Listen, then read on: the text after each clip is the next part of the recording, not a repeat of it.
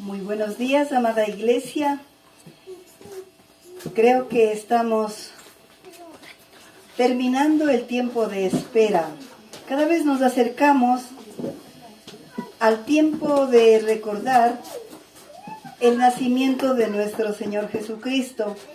Al igual que parece que dejamos de esperar las lluvias porque el Señor nos ha bendecido. Si nosotros esperáramos las lluvias, así como lo hemos hecho, y comparamos con la espera de que Jesús entre en nuestro corazón y viva para siempre con nosotros, yo creo que seríamos un pueblo de Dios de verdad, llamado pueblo de Dios, reflejando que confiamos en Él. Seríamos de verdad un hermoso pueblo y solamente nos alegraríamos de tanta misericordia del Señor. Creo que nos hace falta un poquito entender el vocabulario de Dios. El Señor nos ha hablado durante todo este tiempo para hacernos saber que quiere que estemos con Él, que le busquemos. Quiero dar unos muy buenos días en esta mañana a la amada Iglesia de Cristo los Geranios, presencial, virtual. Y como dije, estamos en periodo de espera para celebrar el nacimiento de Jesús en nosotros. No como dijimos la semana pasada, que nazca el niñito Dios en Belén, sino buscando a Cristo adulto, para que Él sea nuestro Señor, a quien damos cuenta de cada cosa de lo que hacemos. Buscando ser esas personas de buena voluntad que anhelamos esa paz que viene de Dios y que nos es ofrecida en el cumplimiento de la promesa del Padre al enviarnos al Mesías a esta tierra. Y Dios ya lo envió. Es tiempo entonces de decidir nosotros vivir la vida que Dios planificó para que la vivamos. No somos huérfanos, tenemos un Padre. Él se ha preocupado de nosotros y creo que es necesario ser conscientes de que somos hijos de Dios. Diciembre se hace corto, porque en este mes, como en ningún otro, se nota en el mundo que hay un desborde de buena voluntad, creyentes y no creyentes.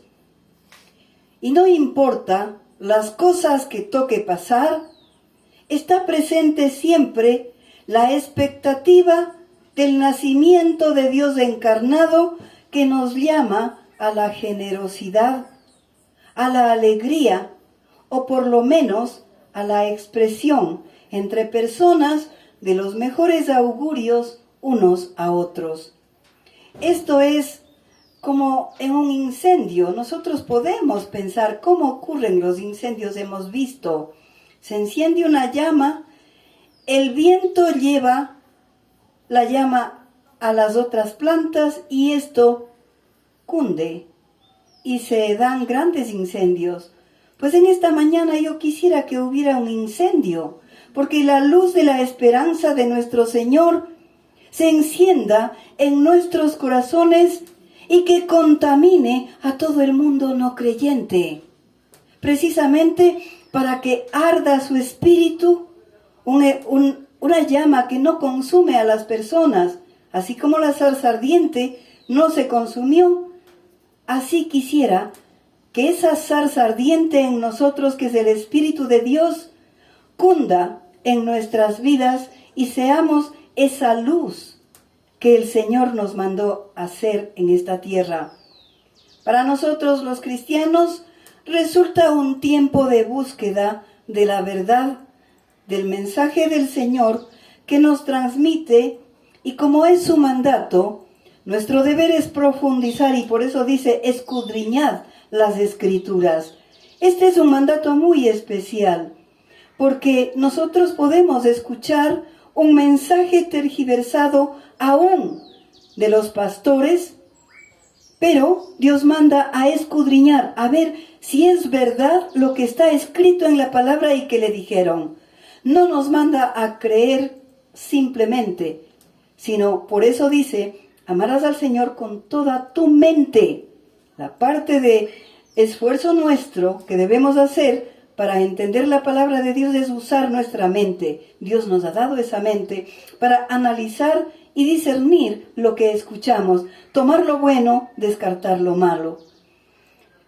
Esto nos hace entender un poco mejor de los acontecimientos misteriosos que hay en nuestras vidas. Vamos a orar. Bendito Padre, Señor nuestro, te damos las gracias porque tú, en tu bondad, planificaste, Señor, esta felicidad que ahora vivimos, Padre amado, de saber que contamos con un Salvador y pese a nuestras miserias espirituales, Señor, tú has tenido compasión de nosotros y has enviado al Redentor para que redima nuestras vidas, Señor, que estaban perdidas. Te amamos, Padre, por todo lo que eres, por todo lo que haces en nosotros cada día, no solo por tus bendiciones, mi Señor, que son bastantes, sino por lo que tú eres y por lo que tú has prometido para nosotros. En nosotros hay ese amor por ti, pero ayúdanos a ser constantes y a ser fieles completamente a tu palabra. Que no la tergiversemos ni a la derecha ni a la izquierda, Señor. Allana nuestros caminos. Haznos fieles a ti, Señor, para poder levantar nuestros ojos, sonreír contigo y decirte, gracias, Padre, porque tú eres nuestro Padre y nosotros nos reconocemos como hijos tuyos. Te adoramos, Señor, y te damos las gracias, bendito Padre, en el nombre de Cristo Jesús. Amén. El apóstol Pablo, en la carta a los Efesios, capítulo 1, versos 4 al 6, nos dice, según nos escogió Él antes de la fundación del mundo, para que fuésemos santos y sin mancha delante de Él, en amor, habiéndonos predestinado para ser adoptados como hijos suyos por medio de Jesucristo, según el puro afecto de su voluntad, para alabanza y gloria de su gracia, con la cual nos hizo aceptos en el amado. Una lectura rápida de estos versos puede hacer que lo tomemos superficialmente y hasta pudiéramos pensar, claro, Dios nos adopta porque es bueno, así es Dios, y hasta podemos decir entre dientes un gracias igualmente de poca importancia. Pero si analizamos un poco, en nuestros días recordemos, y quiero que me acompañen a pensar en un niño. Un niño que nace es motivo de alegría. Los padres se preparan y por poco ya están buscando la escuela a donde le van a enviar. Sabemos que nace con garantías de todos los cuidados que merece, pues esos cuidados son los derechos del niño y ya están codificados. Hay más de un escándalo que hemos visto o hemos sabido a veces de grandes personajes cuando un padre no ha cumplido con la obligación de la manutención de la que tiene obligación. Y ha sido detenido públicamente con la vergüenza natural que este acto produce. Pero en el tiempo del apóstol Pablo, ser hijo con un padre que se haga responsable de su vida era mucho más que tener un derecho natural. Y ahora vamos a asombrarnos un poco, porque en estos tiempos el hecho de nacer no garantizaba para nada la vida de un recién nacido. Porque la cultura en ese tiempo era adultocéntrica. Me explico, todo para el adulto, nada para los niños. Es decir, que se trataba de la vida, de la satisfacción, de los placeres de la gente adulta y los niños carecían totalmente de importancia. Y según la historia, la mortalidad en ese tiempo llegaba hasta el 95%. Sí, solo el 5% continuaba viviendo después de nacer. Se tiene el relato de las culturas griegas, romanas, mezcladas con las judaicas, y aún el cristianismo naciente. En los tiempos del apóstol Pablo, esta era la forma de vida. Los recién nacidos eran colocados en lo que llamaban bandejas funerarias, puesta en el suelo, y solo si el padre, aún el padre biológico, lo levantaba, entonces era hijo y tenía padre.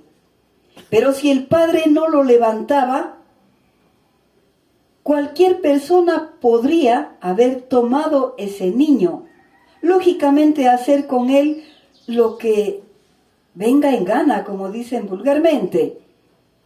Caso contrario, era llevado a una calle especial llamada la ruta para abandonar bebés, en donde morían por hambre, por frío o comidos por los animales.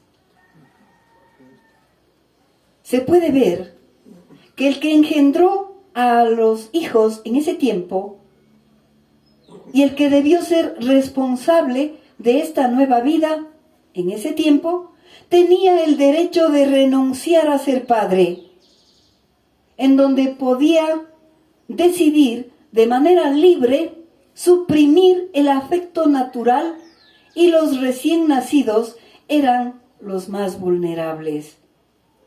Al avanzar un poco los tiempos, vieron la necesidad de tener una sucesión masculina, por lo que debido al abandono se crea o se apostilla el término adopción.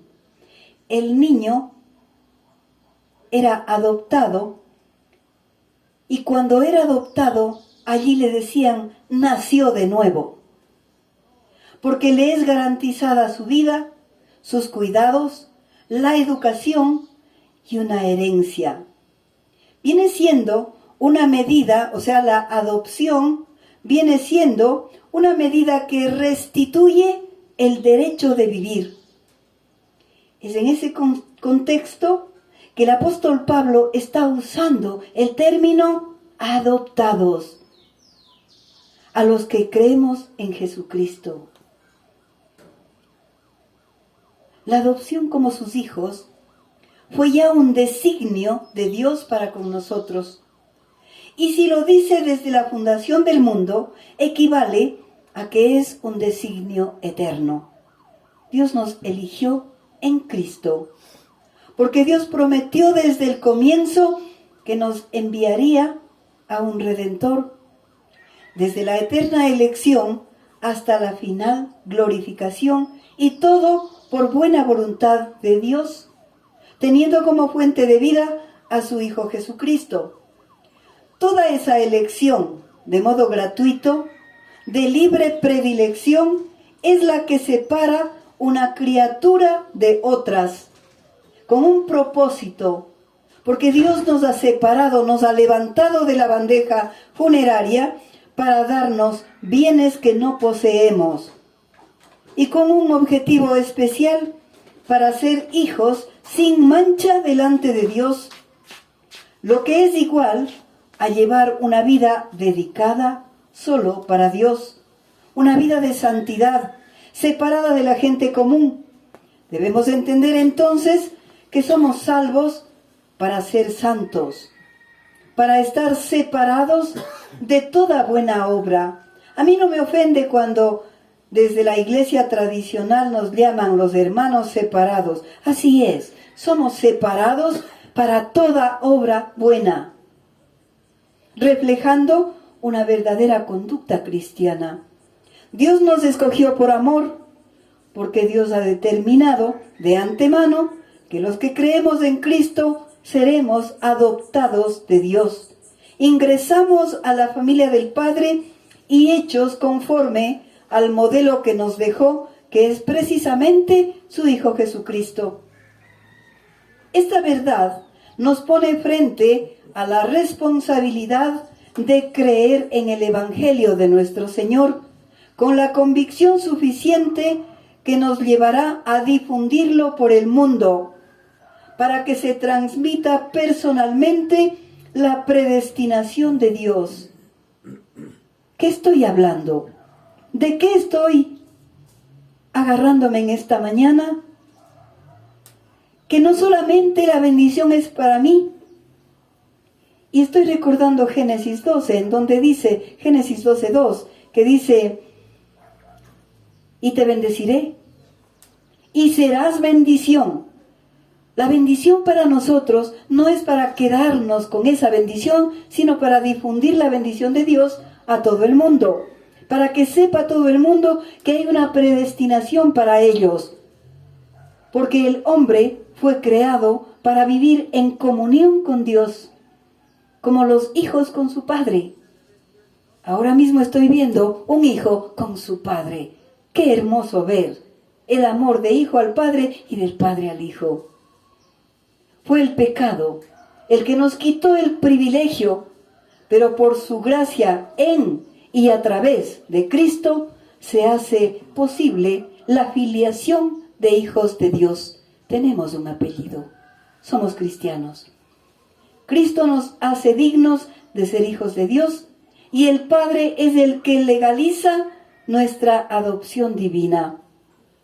Y lo hizo el Señor con total beneplácito, con gozo, porque Él quiso tomar la resolución benevolente, esa decisión hermosa a favor de los que somos salvos.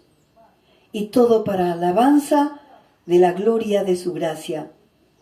Se traduce esta gloria como el brillo con que resplandece esa manera gratuita e inmerecida con que Dios procede a tratarnos a nosotros, miserables pecadores. Es el conocimiento de esta verdad que nos llama, nos exige al acto más puro de adoración, tributo en alabanza al Padre Celestial por esa bondad que ha tenido para con nosotros, y no un frío gracias dicho entre dientes, sin entender lo que esto significa. No es poco ser hijos de Dios. ¿Y qué significa? Pues tenemos el privilegio de llamar Padre al Creador de todo el universo. Y por solo nuestra fe puesta en su Hijo Jesucristo, que nos concede el derecho a ser hijos adoptados de Dios, este hecho nos ha llevado a sentir paz, porque nuestra vida, a partir de la adopción, está garantizada a su lado. Mucho más ahora que sabemos que hemos sido predestinados desde el comienzo para vivir en comunión con Él y por toda nuestra eternidad, porque no es solo mientras estamos en esta tierra. No creo que sea poca cosa ser llamados hijos de Dios. Somos llamados también a llevar fruto para el Señor, a pelear una guerra santa por la verdad del Evangelio. Somos llamados a ser hacedores de buenas obras, ser un ejemplo para todos, primero para nuestros hijos y luego para el resto del mundo. Ser semejantes al Señor porque creyó que nosotros somos idóneos para ser escogidos. Y todo a través de Jesús es que llegamos a ser aceptos al Padre. El Padre ya no nos ve pecadores, pues la sangre del Señor ha limpiado nuestros pecados y nos presentamos como justos porque Cristo nos hizo justicia al morir en la cruz, usando nuestro puesto de pecadores. ¿Cuál es nuestra condición actual? El mundo se engaña al decir que hemos evolucionado, que son nuevos tiempos los que se vivieron antes y que eso ha quedado obsoleto. Todo porque lo que está escrito en Romanos capítulo 1, versos 22 y 23, dice, y se está cumpliendo: Dice, profesando ser sabios, se hicieron necios y cambiaron la gloria de Dios incorruptible en semejanza de imagen de hombre corruptible, de aves, de cuadrúpedos y de reptiles. Porque al buscar vivir de sabiduría humana, hemos sufrido un retroceso moral. Claro que se pregonan los derechos de los niños. Reconocemos que son dignos de todo nuestro cuidado, de todo nuestro amparo y el derecho a una vida digna. Pero, como el mundo cree que ha progresado, qué coincidencia, ¿no? Está volviendo al nivel adultocéntrico que hemos descrito hasta con asco, con asombro, y que hoy es todavía más cruel. Porque vivimos en una sociedad que tiene compasión de los animales. Ahora hay lugares en donde hay fiestas para el cumpleaños de las mascotas. ¿Qué está pasando con el mundo? Visten a las mascotas como niños, duermen en las camas como personas, pero niegan el derecho a la vida de los seres que engendran cada día. No podemos contabilizar el porcentaje de abortos que a diario se practican y cuántos seres se pierden al jugar a ser dioses en la concepción artificial, porque nadie ha pensado en esa manera de matar. Porque se necesitan muchísimos óvulos fecundados para obtener un embarazo de manera artificial. ¿Y qué de los grupos feministas que gritan en las calles reclamando el derecho al son de ni una menos,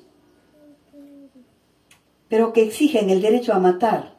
Miles de ellas, cuando anteponen su derecho a matar dentro de su propio claustro materno, legalizando su derecho a renunciar a la maternidad, que ni siquiera quieren llegar a depositar seres inocentes en la bandeja funeraria para que alguien tenga compasión y lo levante, así no sea madre o padre, y pueda darle una nueva oportunidad de vivir.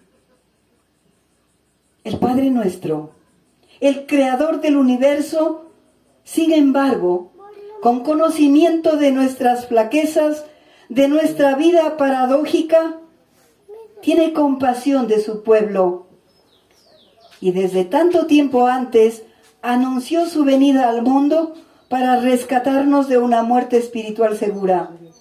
Al igual que la semana anterior, volvemos a asombrarnos con su palabra anunciada en Isaías 9:6, que dice: porque un niño nos es nacido, hijo nos es dado, y el principado sobre su hombro, y se llamará su nombre Admirable Consejero, Dios fuerte, Padre eterno, Príncipe de paz.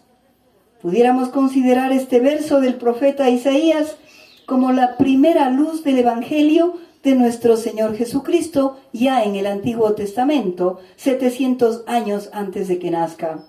Y anuncia una luz que promete desplazar la oscuridad. Y esto es lo que nos anima a tener esperanza de redención, que nos lleva al gozo santo y espiritual por vislumbrar la gloria del Señor. Él nos promete libertad porque su reinado va a destruir nuestra esclavitud del pecado en que vivimos. Toda esa increíble labor recae sobre un niño que nacería y es el Mesías. Porque todo lo que hace el Padre, tanto en el Antiguo como en el Nuevo Testamento, lo hace mediante su Verbo. Nuestro Señor Jesucristo es el Verbo divino. Es el único mediador entre Dios y los hombres. Es un niño nacido en máxima humillación y es fuerte, porque tiene como finalidad cubrir nuestras flaquezas, nuestras debilidades a través de su gracia. Y por eso se le llama también gran Dios, como está escrito en Tito capítulo 2, verso 13, es también llamado Dios verdadero, porque por medio de Él todo fue creado. Es omnisciente, omnipotente, omnipresente, y es el vencedor, dicho en Apocalipsis. Es eterno y no cambia, porque es igual en el pasado, presente y en el futuro. Es la cabeza de la nueva familia que somos la iglesia suya, y todos los creyentes son su futuro. Seremos sus hijos, y ya nació, y es Dios con nosotros. Porque nuestro Señor amanece para buenos y malos, ha hecho llover sobre buenos y malos. Nuestro reto es Cristo en nosotros. Esa es nuestra meta, porque Jesús debe vivir en cada uno de nosotros como lo prometió, porque nos hace falta fortalecer nuestra fe para afirmarnos en una convicción que nunca pueda ser removida por nada que nos ataque o circunstancia adversa que pasemos. Dios nos dio a nosotros.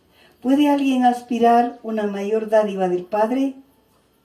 Y en base de este verso podemos entender mucho mejor Juan 3:16, cuando dice: porque de tal manera amó Dios al mundo, que ha dado a su Hijo unigénito, para que todo aquel que en Él crea no se pierda, mas tenga vida eterna. Dios nos entregó para nosotros, seres humanos imperfectos. Ni a los ángeles les dio semejante privilegio. Y por eso decimos, nos ha nacido como hijo del hombre, siendo Dios. Este niño, hijo de Dios e hijo de hombre, está investido del mayor honor y poder. El principado recae sobre sus hombros, un principado que no fue de este mundo cuando estuvo en este mundo, y reina porque le fue dada autoridad sobre toda carne. Nació niño, pero es Dios todopoderoso, es admirable tanto en su persona como en los ministerios que ejerce, porque Él es el Rey, es sacerdote, es profeta, es médico, es pastor y es nuestro amigo. ¿Acaso no es motivo de gran gozo por ese privilegio que llevamos nosotros?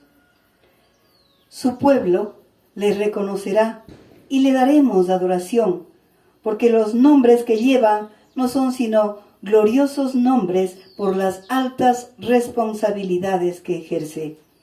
Es único en el ejercicio del amor al mundo. Fue capaz de vivir en medio de la pobreza y también en la abundancia, y soportar el martirio más cruel que le causó muerte a su cuerpo físico, sin que en él haya pecado alguno. Nuestro Señor Jesucristo es la dádiva de todas las dádivas. Es un Padre para la humanidad, aunque nació niño en Belén. Una dádiva personal, porque la oferta es para todo aquel que decide creer. Su nombre, Consejero, nos abre las puertas a la oportunidad de consultarle en cada paso que demos en este mundo. Cristo es la fuente para que nosotros los humanos contemos con la guía infalible de su sabiduría, para que no busquemos en otros lugares respuestas equivocadas. Para ir terminando, en este mundo actual que nos ha tocado vivir, Dios nos da la opción de ser recogidos por su bondad, por su misericordia, desde la bandeja funeraria. Es a lo que se refiere cuando dice que estábamos muertos en nuestros delitos y pecados. Solo por nuestra fe puesta en Jesucristo, su Hijo amado, somos recogidos con amor por su generosidad infinita. Contamos con la opción de nacer de nuevo a una vida de verdad, con los privilegios de hijos de Dios, para gozar de su presencia en todo tiempo, en momentos difíciles y en momentos de gozo, siendo guiados a toda verdad teniendo como fuente de sabiduría el consejo que nos lleva a vencer nuestras preocupaciones y a obtener la paz que sobrepasa todo entendimiento. Somos justificados ante la presencia del Padre y estamos seguros de la promesa de Dios para vivir una vida eterna a su lado. Mi pregunta de la semana: si Dios es con nosotros, ¿cuán intenso es el anhelo nuestro, de cada uno, de que Cristo viva dentro de nosotros? Eso queda como deber para toda la semana. Amén. Como siempre.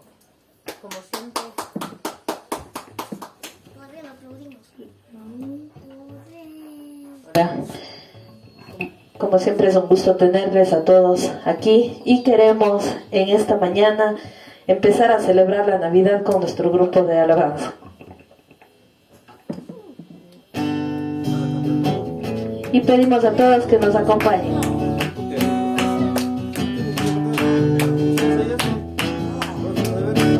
Feliz Navidad, feliz Navidad, feliz Navidad, feliz Navidad, próspero año y felicidad. Feliz Navidad, feliz Navidad, feliz Navidad, feliz Navidad, feliz Navidad, próspero año y felicidad. I wanna wish you a Merry Christmas. I wanna wish you a Merry Christmas. I wanna wish you a Merry Christmas from the bottom of my heart. I wanna wish you a Merry Christmas. I wanna wish you a Merry Christmas. I wanna wish you a Merry Christmas from the bottom of my heart. Feliz Navidad, feliz Navidad, feliz Navidad, feliz Navidad, feliz Navidad, próspero año y felicidad. Gracias a todos, hermanos, les esperamos la próxima semana, que tengan una bendecida semana y nos vemos el domingo a las 10 de la mañana. En el nombre de Jesús, amén.